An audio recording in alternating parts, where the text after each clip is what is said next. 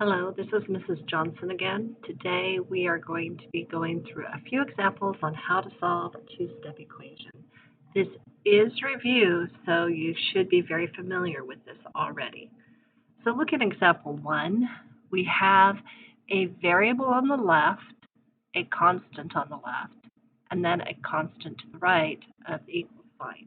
We always want to try to get rid of the things that are not next to the variables. So the first thing we want to eliminate is the plus 7.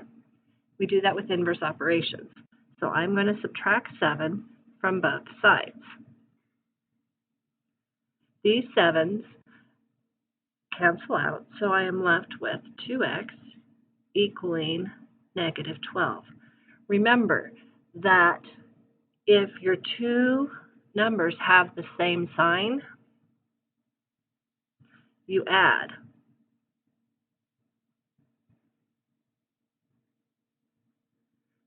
But it's just going to be a bigger negative. Once we've eliminated the constant, we are going to get rid of the coefficient in front of the x by doing, again, the inverse operation. So since there is an invisible multiply sign in here, we are going to divide both sides by 2 in order to eliminate the 2 in front of the x. So we divide by 2. Those cancel out. So we're left with x equaling negative 6. Next example. Sometimes students get flustered when the variable is on the right-hand side of the equation. It really doesn't matter which side the variable is on. We still follow the same procedure. We're going to get rid of the extra constant. The goal is to have a constant on one side of the equation and a variable on the other side. So in this case, I am looking at getting rid of the 7 first. So I'm going to subtract 7 from both sides and simplify. My 7's cancel, so I am left with 15 on the left and a negative 5x on the right-hand side. Again, I want a constant on one side, a variable term on the other side. We're looking good.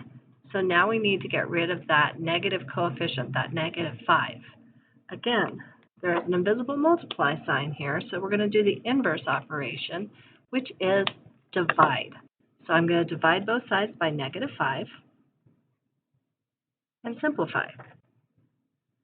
I end up with x equaling negative 3. If you want, you can rewrite it the other way. X equals negative 3. Okay, my final example is everyone's favorite, something with a fraction in it. Okay? I know that you all hate fractions, but fractions are just division problems that haven't been simplified. So remember that the opposite of dividing is multiplying. But before we even deal with that, we're going to do the same thing we did on the first problem. We need to get rid of the extra constant. We want the variable on the left. We want the constants on the right on this problem. So I'm going to do the inverse operation, subtract 2 from both sides. After I subtract 2 from both sides, I am left with x over 8 equals 5. Now remember that this means divide.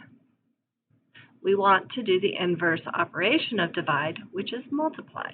So instead of dividing by 8, I am going to multiply both sides by 8. These 8s divide out. I no longer have a fraction, so I have x equals 40. Hopefully that's enough to help you get through your practice worksheet. Thank you. Goodbye.